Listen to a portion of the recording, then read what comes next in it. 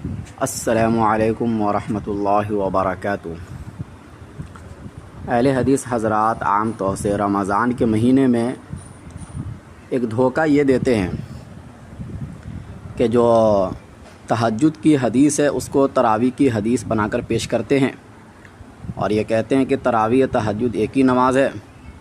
لہذا جس طریقے سے تہجد کی رکعت 8 رکعت ہے ایسے تراویح کی بھی 8 ہی رکعت ہے، اور اس طریقے سے یہ حضرات رمضان کے مہینے میں بھی 8 ہی رکعت پر اکتفا کرتے ہیں۔ تو آئیے ہم دیکھتے خود بخاری شریف کے لکھنے والے امام بخاری رحمۃ اللہ علیہ، کیا ان کے نزدیک بھی تراویح اور تہجد ایک ہی نماز تھی یا الگ الگ نماز تھی؟ چنانچہ امام بخاری رحمۃ اللہ علیہ کے متعلق امام ابو بکر البیہقی رحمۃ اللہ علیہ، جو کہ یہ بھی ایک بہت بڑے محدث ہے، ان کی حدیث میں اور بھی بہت ساری کتابیں ہیں، ان میں سے ایک کتاب شعب الایمان ہے، اس کے اندر انہوں نے امام بخاری رحمۃ اللہ علیہ سے متعلق یہ بات لکھی ہے کہ امام بخاری رحمۃ اللہ علیہ جب رمضان کی پہلی رات ہوتی تو لوگ ان کے پاس جمع ہوتے، وہ نماز تراویح پڑھاتے اور ہر رکعت میں 20 آیتیں پڑھتے، یہاں تک کہ قرآن کریم کو ختم کرتے۔ پھر سحر سے مراد یعنی صبح کا وقت جو تہجد کا وقت ہوتا ہے، یعنی نماز تہجد میں نصف سے لے کر تہائی قرآن پڑھتے اور 3 راتوں میں ختم کرتے، دن کو ایک ختم کرتے اور افطار کے وقت ختم ہو جاتا، اور کہتے تھے کہ ہر ایک ختم کے وقت دعا قبول ہوتی ہے۔ یعنی امام بخاری رحمۃ اللہ علیہ کے اس حوالے کو آپ دیکھیے، شعب الایمان کے اندر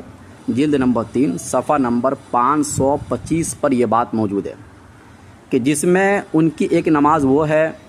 کہ جو شروع رات میں وہ پڑھتے تھے، اور جس میں ان کے اور بھی ساتھی ان کے پاس جمع ہوتے تھے، لوگ ان کے پاس جمع ہوتے تھے اور وہ جو ہے ان کے ساتھ نمازیں پڑھا کرتے تھے۔ خود اس کے اندر وضاحت ہے کہ اجتماع علیہ اصحاب، آپ کے اصحاب اور آپ کے ساتھی آپ کے ساتھ جمع ہوتے، یہ اول رات میں یعنی رمضان کے مہینے کے شروع رات میں یہ کام امام بخاری رحمۃ اللہ علیہ کرتے تھے، اور ہر رکعت میں 20 آیتیں پڑھتے تھے۔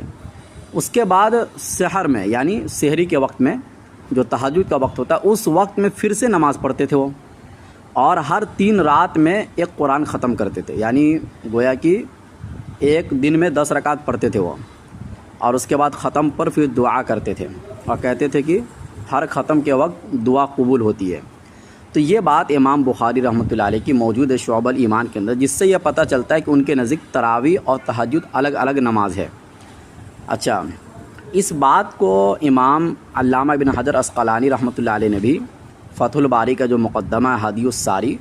اس کے صفحہ 481 پر انہوں نے یہ بات نقل کی ہے، امام بخاری رحمۃ اللہ علیہ کی یہ بات انہوں نے نقل کی ہے۔ اور غیر مقلدین کے بہت بڑے عالم ہیں شیخ عبد الرحمن معلمی، انہوں نے یہ صراحت کی ہے کہ علامہ ابن حجر رحمۃ اللہ علیہ کی عادت ہے کہ وہ صرف اسی بات کو یقین کے ساتھ نقل کرتے جو ان کے نزدیک صحیح ہوتی ہے، جو بات صحیح نہیں ہوتی ہے وہ نقل نہیں کرتے ہیں۔ ان کا حوالہ کتاب التنقیل جلد نمبر 10 صفحہ نمبر 619 پر یہ بات موجود ہے۔ غیر مقلدین کے بڑے عالم نے اس بات کی صراحت کی ہے کہ علامہ ابن حجر صرف اسی روایت کو بالجزم یعنی یقین کے ساتھ نقل کرتے جو ان کے نزدیک صحیح ہوتی ہے۔ تو اب دیکھ لیجئے، یعنی خود امام بخاری غیر مقلدین کی صراحت کے مطابق یہ حدیث صحیح بھی ہوئی، اور ایک عظیم محدث، ایک بڑے محدث نے امام بخاری رحمۃ اللہ علیہ کی یہ بات نقل بھی کی ہے، اور جس میں یہ بات صراحت کے ساتھ موجود ہے کہ امام بخاری رحمۃ اللہ علیہ رمضان کی جب پہلی رات ہوتی تو لوگ ان کے پاس جمع ہوتے، اور شروع رات میں تو وہ تراویح پڑھتے تھے، ہر رکعت میں 20 آیتیں پڑھتے تھے،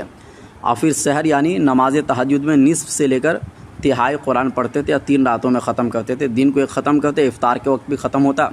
اور کہتے تھے کہ ہر ختم کے وقت دعا قبول ہوتی ہے۔ تو یہ اس بات کی واضح دلیل ہے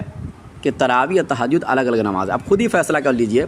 کہ جو کتاب کے مصنف ہے جنہوں نے حدیث کو جمع کیا ہے، ان کے نزدیک تو تراویح اور تہجد الگ الگ نماز ہے، انہوں نے حدیث سے تو کچھ اور مطلب سمجھا، اور آج کل کے اہل حدیث حضرات اس حدیث سے کچھ اور مطلب سمجھ رہے، وہ یہ کہہ رہے کہ تراویح اور تہجد ایک ہی نماز ہے۔ تو ویسے ایک ہونے پہ تو کوئی دلیل ہے نہیں، اللہ کے نبی صلی اللہ علیہ وسلم سے، صحابہ سے، طب تابعین یا ان کے بعد اسلاف سے کسی سے بھی یہ بات منقول نہیں کہ تراویح تہجد الگ الگ ایک ہی نماز ہو، کیونکہ سارے اصحاب سے، سارے اسلاف سے یہی بات منقول ہے کہ تراویح الگ نماز ہے، چونکہ تراویح جو رمضان کی نماز کو کہا جاتا ہے، بچے سے بھی آپ پوچھیں گے تو وہ بندہ یہی کہے گا کہ بھائی تراویح رمضان کی نماز ہے، اور تہجد ایک عام نماز ہے جو پورے سال پڑھی جاتی ہے۔ تو اللہ تعالیٰ سمجھنے کی توفیق نصیب فرمائے، واللہ اعلم بالصواب۔